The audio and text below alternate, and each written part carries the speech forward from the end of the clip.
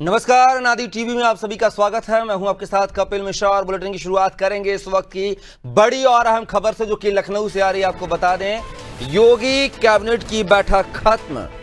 बैठक में 37 प्रस्तावों पर लगी मुहर। महिलाओं के नाम जमीन खरीदने पर छूट, स्टाम्प ड्यूटी में महिलाओं को 1% की मिलेगी छूट, बुंदेलखंड लिंक एक्सप्रेस वे को मंजूरी, छात्रों के स्मार्टफोन की जगह दिया जाएगा टैबलेट। तो आज लखनऊ में योगी कैबिनेट की अहम बैठक हुई है।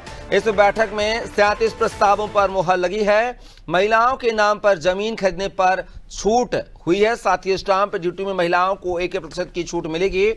बुंदेलखंड लिंक एक्सप्रेस वे को मंजूरी मिली है, साथ ही छात्रों को अब स्मार्टफोन की जगह टैबलेट दिए जाएंगे। और कैबिनेट की ब्रीफिंग हो रही है, सीधा सुनते हैं कि क्या कुछ प्रस्ताव पास हुए हैं आज बैठक में। साथ उपस्थित है। मैं माननीय आशीष पटेल जी से मैं अनुरोध करूंगा कि इनसे विभाग से संबंधित जो प्रस्ताव आज आया है उसके बारे में आप सबको बताने का कष्ट करें। मीडिया के सभी साथियों का सबसे पहले मैं अभिवादन कर रहा हूं।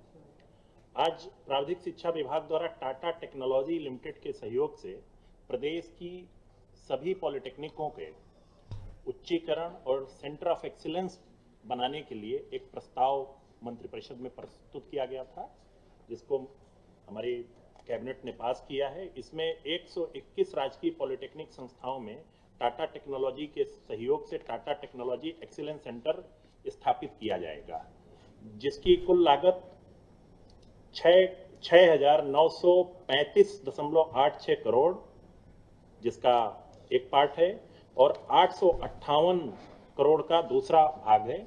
इसमें से कुल मिलाकर के पहले चरण में 45 आईटीआई को पॉलिटेक्निक को अपग्रेड किया जाएगा टाटा टेक्नोलॉजी एक्सीलेंस सेंटर के रूप में। पूर्व में भी टाटा टेक्नोलॉजी आईटीआईज को एक्सीलेंस सेंटर के रूप में डेवलप कर चुकी हैं। ये उत्तर प्रदेश के लिए गेम चेंजिंग एक कार्य हो रहा है और हमारे जो बेसिकली जो गांव से आने वाले बच्चे हैं जो पॉलिटेक्निक में अध्ययन कर रहे हैं, उनको इससे सबसे ज़्यादा फायदा होगा।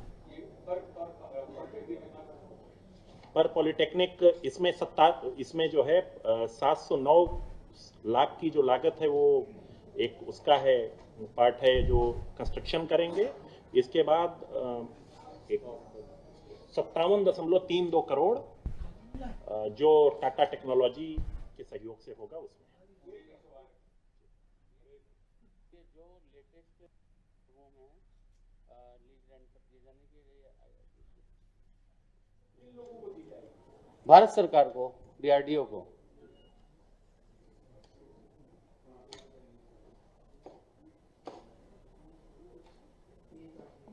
राष्ट्रीय पेंशन प्रणाली से संबंधित एक विषय आज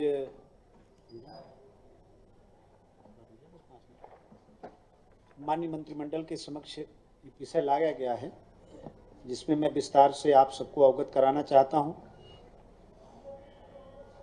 राष्ट्रीय पेंशन प्रणाली से आच्छादित राज्य सरकार के ऐसे सरकारी सेवक जिनका चयन ऐसे पद आबलिक रिक्तियों के सापेक्ष हुआ हो, जिसका विज्ञापन प्रदेश में नई परिभाषित अंशदान पेंशन योजना राष्ट्रीय पेंशन प्रणाली लागू किए जाने संबंधित राज्य सरकार की अधिसूचना दिनांक 28 मार्च 2005 के पूर्व हो चुका था, को राष्ट्रीय पेंशन प्रणाली के स्थान पर पुरानी पेंशन योजना से आच्छादित किए जाने के संबंध में निर्धारित कट ऑफ स्थितियों का विस्तारण।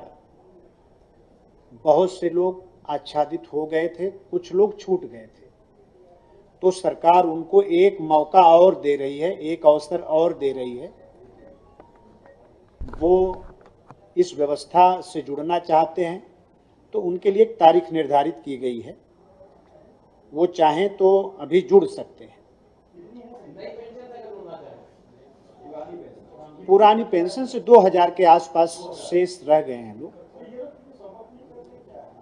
अब ये तो वो जाने, हम सरकार प्रयास करना चाहती है। कट ऑफ डेट है 30/11/2025, 30/11/2025।